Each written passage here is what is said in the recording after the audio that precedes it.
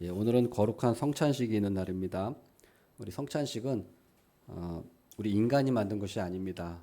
교회에서 만든 것도 아니에요. 우리 성찬식은 예수님께서 만드신 것입니다. 예수님께서 명령하신 거예요. 사람이 임의로 만든 것이 아닙니다. 그래서 거룩한 예식인 거예요. 우리 기독교에서 성경에서는 두 가지 성례만을 말씀하고 있습니다. 첫 번째로는 세례, 두 번째로는 성찬. 그래서 성례라고 하면은 두 가지가 있는 거예요. 세례와 성찬. 성경에는 두 가지를 얘기하고 있어요. 그러나 로마 가톨릭은 칠성례라고 해서 다섯 가지를 더했습니다. 그래서 견진성사, 고해성사, 병자성사, 성품성사, 혼인성사 이런 거를 더해서 칠성례로 정했습니다만은 성경에 근거하지 않는 거예요. 성경에는 세례와 성찬 이것만 우리 주님께서 명령하신 예식인 거예요. 예, 그러니까 뭐 다른 예식이 아예 필요 없다는 것이 아니라 주님이 명령하신 예식과 인간이 만든 예식은 다른 거죠.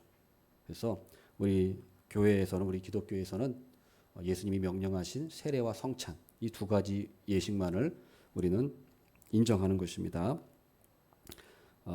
또한 우리 성찬식에는 떡과 포도주를 우리는 떡을 먹고 빵을 먹고 포도주를 마셔요.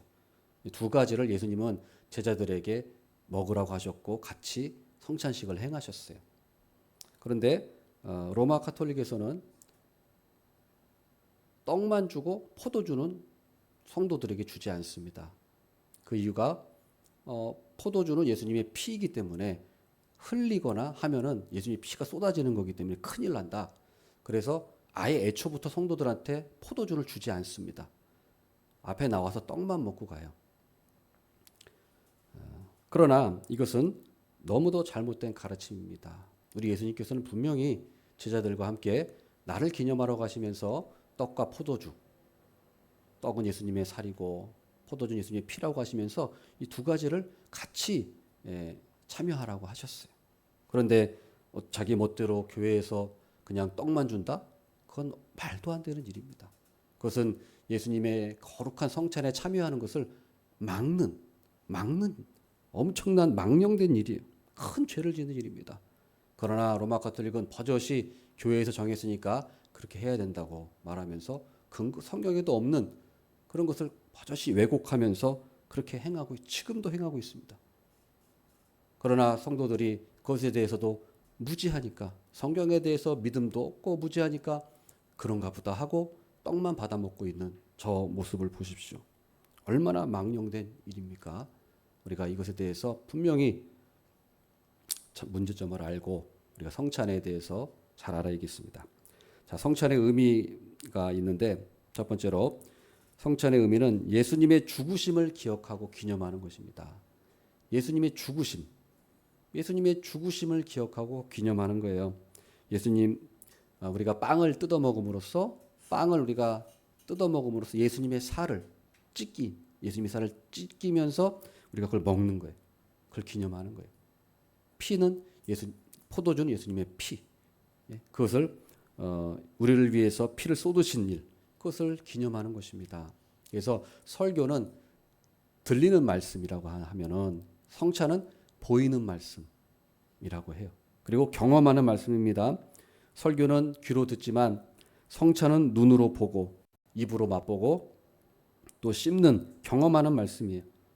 그래서 성찬은 우리가 중요하게 여기는 것입니다. 뭐 성찬은 그냥 형식적인 거지 그것이 아니에요. 성찬은 형식적인 것이 아닙니다. 성찬은 거룩한 예식이에요. 하나님 명령하신 거예요. 그러니까 우리가 성찬을 행할 때 귀하게 여겨야 돼요. 귀하게. 그냥 형식적인 걸 하는 거지 그냥 하는 거지 그게 아니에요. 그래서 우리 종교개혁자 칼빈 선생은 기독교 강요에서 사실 성찬은 매주 하는 것이 좋다 이렇게 권면하고 있어요. 법은 아니지만 가능하면 할 수 있으면 매주 하는 것이 좋다 이렇게 얘기했어요. 그러나 우리 기독교에서는 매주 하지는 않고 1년에 한 3번, 4번 이 정도만 합니다만은 어쨌든 할 때 우리가 이것은 귀한 예수님의 죽으심을 기념하시는 것을 꼭 기억해야겠습니다. 그래서 이 성찬 이것을 우리가 의미를 알아야 되는데 이 성경의 모든 그 절기와 이적들은 다 예수님의 죽으심, 궁극적으로 예수님이 하나님의 아들이시고 구세주고 또 대속제물이시다, 그리스도 메시아다라는 것을 성경의 구약의 모든 기적과 모든 절기는 다 그것을 가리키고 있는 거예요. 예. 표적이에요, 표적. 그러니까 단순한 기적이 아니라 목적이 있는 기적이라는 거예요. 뭔가 이 기적은 목표가 있어요. 그것이 뭐냐면 예수 그리스도예요. 예수 그리스도. 예수 그리스도, 특히 예수 그리스도의 죽으심, 또 예수님의 죽으심이니까 결국에는 예수님의 성찬을 결국에는 표적으로 보여주고 있는 거예요. 구약의 그 증거로 세 가지가 있습니다. 유월절, 만나, 그다음에 오병이어 기적이 있어요. 뭐 다른 많은 기적도 있지만 대표적으로 세 가지만 뽑는 거예요. 유월절이 대표적으로 예수님의 죽으심을 기념하는 거고 성찬을 말하는 거, 표적이에요, 표적. 예수님의 죽으심을 기념하는 겁니다. 여러분 다 아시다시피 유월절은 이스라엘 백성들이 애굽 땅에서 나올 때 장자 재앙을 하나님이 내리셨잖아요. 10가지 재앙 중에 마지막 장자 재앙. 장자 재앙이 내려서 애굽에 있는 그 왕의 장자, 또 감옥에 있는 장자까지 예외 없이 장자, 그리고 짐승까지 초태생은 장자는 다 죽었어요. 예외 없이. 그러나 어린 양을 잡아서 문설주와 좌우임방에 바른 그 집은 그 장자 재앙이 임하지 않았어요. 장자 재앙이 넘어갔다. 그래서 넘어갈 유, 건너갈 월. 그래서 유월. 넘어갔다. 재앙이 넘어갔다 해서 유월절을 지키는 거예요. 이 유월절이 무엇을 가리키는 걸까요? 예수님, 예수 그리스도의 그 대속의 죽음을 유월절이 가리키고 있는 거예요. 그래서 이날은 분명히 유월절은 예수님을 가리키는 겁니다. 이날 유월절이 1월 14일인데 1월 14일 저녁에 무엇을 해야 되냐면 그 불에 구운 양을 먹어야 돼요. 근데 그 불에 구운 양을 뼈를 꺾으면 안 된다고 나와 있어요. 뼈를 꺾으면 안 된다. 근데 그 말씀대로 예수님께서는 죽으셨을 때, 십자가에 죽으셨을 때 정강이 뼈가 꺾이지 않으셨다고 나옵니다. 원래 로마 십자가에서는 정강이 뼈를 꺾어요. 확인 사살이죠. 이 사람이 진짜 죽었는지 안 죽었는지. 그래서 이 무릎을 이렇게 꺾거든요. 근데 예수님은 이미 돌아가셨어요. 이미 돌아가셨기 때문에 무릎을 안 꺾은 거예요. 이게 바로 유월절날 뼈가 꺾이지 않는다, 이 말씀에 응하게 하기 위해서 이게 십자가상에서 이루어진 것입니다. 그래서 예수님 이 유월절은 바로 예수님의 그 대속의 죽음을 가장 이것을 설명하는 가장 표적이에요, 표적. 그래서 근데 예수님께서 성찬식을 행하시는데 언제 행하십니까? 예수님이 잡히시기 전날 밤에 제자들과 겟세마네 동산 가기 전에 거기 성찬식을 행하잖아요. 근데 그 밤이 바로 유월절 저녁 만찬 때예요. 예수님께서 유월절 전날 그 저녁 만찬을 제자들과 하시면서 그때 성찬식을 하신 거예요. 그러니까 유월절과 성찬식은 바로 같은 거예요. 그래서 예수님이 왜 유월절 저녁 때 성찬식을 거행하셨을까요? 진정한 유월절은 바로 예수님의 영적인 유월절이라는 거예요. 영적인 유월절. 이제 양을 잡아 먹는 것이 아니라 대속의 양, 예수님을 우리가 먹는 거죠. 그래서 성찬식이 그거예요. 유월절 날은 어린 양을, 그 진짜 양을 잡아서 고기를 먹었지만 성찬식에는 예수님 자신을 우리가 먹는 거예요. 영적인 유월절이에요. 영적인 표적입니다. 그래서 유월절은 애굽에서 건짐 받는 거지만 성찬식은 뭐예요? 성찬식은 사탄의 나라에서 건짐 받는 거예요. 유월절이 표적이고 그 다음에 만나가 또 예수님의 그 죽으심의 표적이에요. 만나가 무엇입니까? 하늘에서 만나가 내려가지고 그걸 먹었잖아요. 근데 사실은 그것이 예수님의 몸을 먹는 그런 의미의 그림자인 거예요. 그게 그림자. 그래서 고린도전서 10장 3절에서 4절 분명히 말씀합니다. 고린도전서 10장 3절에서 4절 한번 보겠습니다. 앞에 나와 있죠? 한번 읽어보겠습니다. 다 같은 신령한 음식을 먹으며 다 같은 신령한 음료를 마셨으니 이는 그들을 따르는 신령한 반석으로부터 마셨음에 그 반석은 곧 그리스도시라. 아멘. 자, 하늘에서 내린 만나, 그 다음에 반석에서 물이 나서 물을 마셨는데 이게 바로 뭐냐? 예수 그리스도를 먹고 마셨다는 거예요.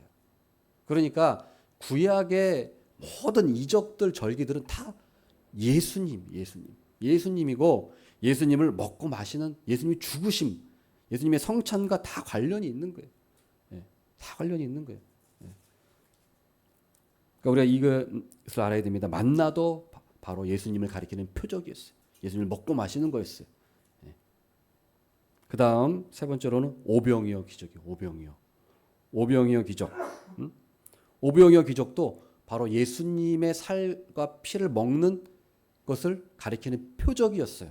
사람들은 몰랐죠. 그냥 떡과 물고기를 먹는가 보다 했는데 사실 그 의미는 예수님의 살과 피를 먹는다는 거였어요.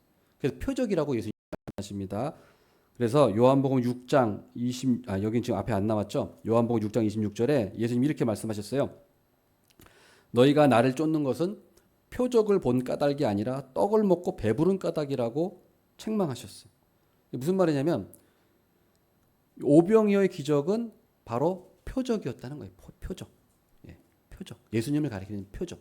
근데 사람들은 그걸 모르고 표적에는 관심이 없고 의미에는 관심이 없고 그냥 오병이어 기적 그냥 떡 먹고 물고기 먹으니까 배부르다. 좋다. 그냥 이걸로 만족을 하는 건데 예수님께서는 내가 너희들에게 이 오병이어 기적을 행한 것은 단지 한 끼의 배고픔을 면하게 하기 위해서 너희들한테 준 것이 아니다. 물론 그 의미도 있지만 진짜 의미는 궁극적인 의미는 그냥 한 끼 배부르게 먹게 해주려고 오병이어 기적을 일으킨 것이 아니고 바로 예수님의 살과 피를 먹는 그 성찬의 의미를 담으신 거였어요.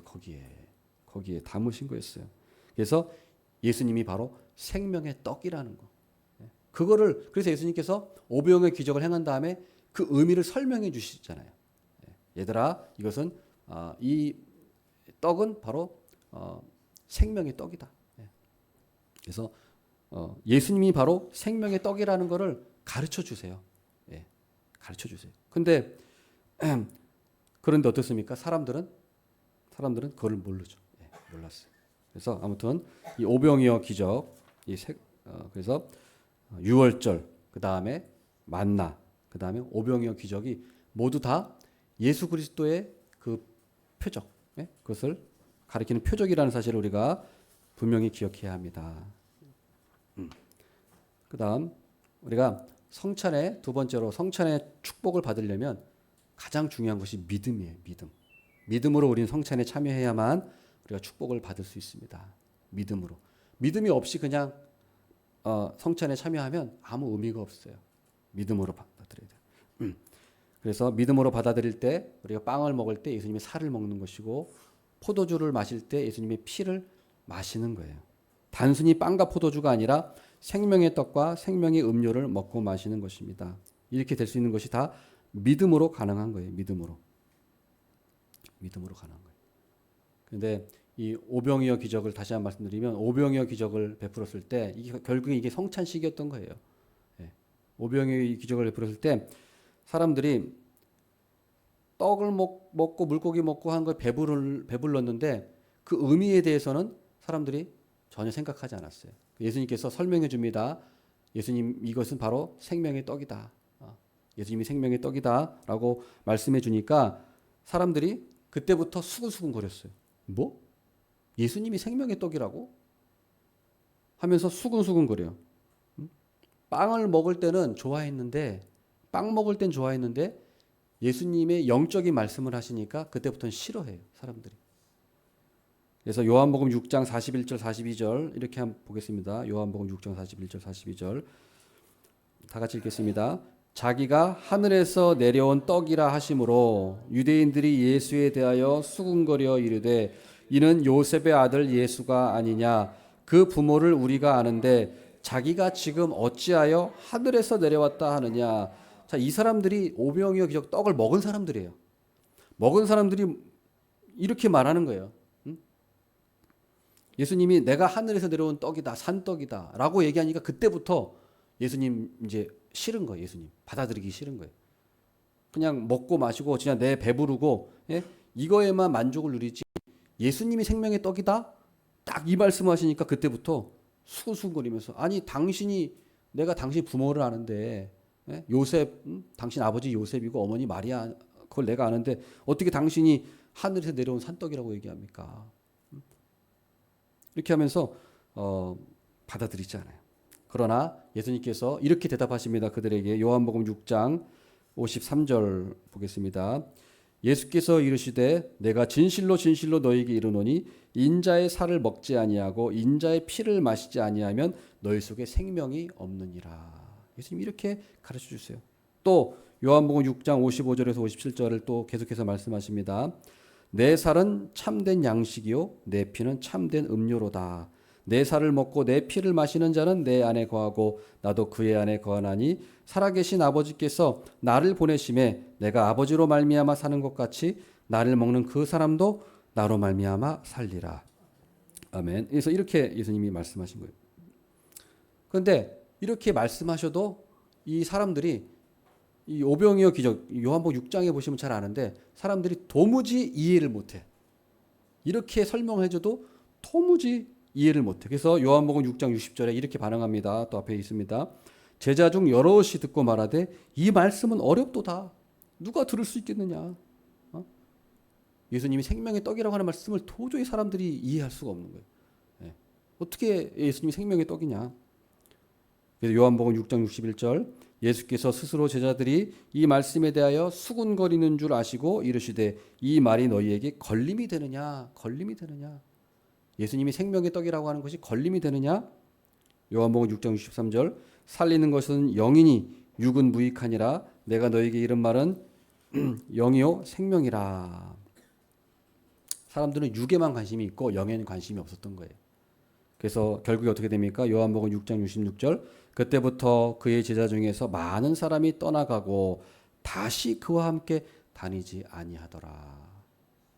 그러니까 생명의 말씀에는 관심이 없고 육적인 것에만 관심이 있다 보니까 생명의 말씀을 하니까 사람들이 다 떠나간 거예요. 떠나간 거.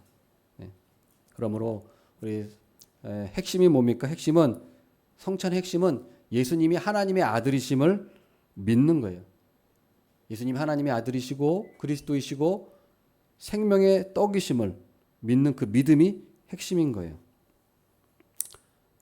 사람들은 예수님을 그 부처와 공자 요 정도로 생각하는 사람들이 많습니다. 그런데 예수님이 하나님의 아들이시라고 하면 그때부터 사람들은 거부해요, 예수님을. 어떤 그 철학자가 강의하는 거를 제가 잠깐 본 적이 있는데 그 철학자도 예수 얘기를 하더라고요. 그래서 제가 한번 들어봤는데 그 철학자가 예수에 대해서 이렇게 얘기했어요. 아니 예수님이 이 세상에 와서 자명한 말을 해도 알아듣기 어려운데, 예? 자명한 얘기만 해도 시간이 모자라는데 철학적인 얘기죠. 그러니까 자명한 얘기를 해도 시간이 모자라는데 이해할 수 없는 말을 예수님이 하셨을 리가 없다. 그러면서 이 말이 무슨 말입니까? 예수님이 그냥 철학 선지자, 예수님이 그냥 인간이지 하나님이라고 하는 것을 자기가 받아들일 수 없다라는 거예요. 예. 그래서 사람들은 예수님이 도덕적인 말씀을 하실 때는 끄덕끄덕하고 수긍하고 받아들이지만 영적인 말씀을 하시면 거부하는 거예요. 거부하는 거. 그래서 예수님께서 뭐라고 말씀하셨냐면 아무나 나한테 올 수 없다. 아무나 믿음을 가질 수 없다라고 얘기하셨어요. 여러 번 얘기하셨습니다. 그 오병이어 기적을 일으키시고 나서도 3번이나 말씀하셨는데 오늘 한 두 구절만 보겠습니다. 요한복음 6장 36절 37절 한번 보겠습니다. 그러나 내가 너희에게 이르기를 너희는 나를 보고도 믿지 아니하는도다 하였느니라. 아버지께서 내게 주시는 자는 다 내게로 올 것이요 내게 오는 자는 내가 결코 내쫓지 아니하리라. 요한복음 6장 44절 나를 보내신 아버지께서 이끌지 아니하시면 아무도 내게 올 수 없으니 오늘 그를 내가 마지막 날에 다시 살리리라. 예수님께서 무슨 말씀하신 거냐면 예수님이 생명의 떡이라고 말씀하시니까 사람들이 수근수근거리고 받아들이지 않았죠. 그러니까 이 말씀하신 거예요. 아무나 믿음을 갖는 것이 아니다. 아무나 내게로 오는 것이 아니야. 아버지께서 이끌지 않으면 내게 올 수 있는 자가 없다. 그러니까 무슨 말씀이에요? 쉽게 말해서 믿음은 아무나 갖는 것이 아니다. 예수님이 하나님의 아들이시고 생명의 떡이라는 걸 믿는 자는 아무나 그런 믿음을 가질 수 있는 것이 아니라는 거예요. 이거는 인간의 능력으로 가질 수 있는 것이 아닙니다. 성도 여러분, 예수님이 하나님의 아들이심이 믿어지십니까? 유월절, 만나 기적, 오병이어 기적, 이 모든 기적이 사실은 예수님이 생명의 떡이라는 이 사실을 가리키는 표적이었다는 사실을 여러분 믿으십니까? 예수님의 살이 참된 양식이고 예수님의 피가 참된 음료임이 믿어지십니까? 그러면 우리 속에 참된 생명이 있는 것입니다. 영생을 얻은 것입니다. 마지막 날에 우리는 다시 살아날 것을 믿습니다. 모든 신령한 축복을 우리는 누릴 줄 믿습니다. 이러한 믿음으로 성찬식에 참여하기를 바라겠습니다. 아멘. 기도하겠습니다.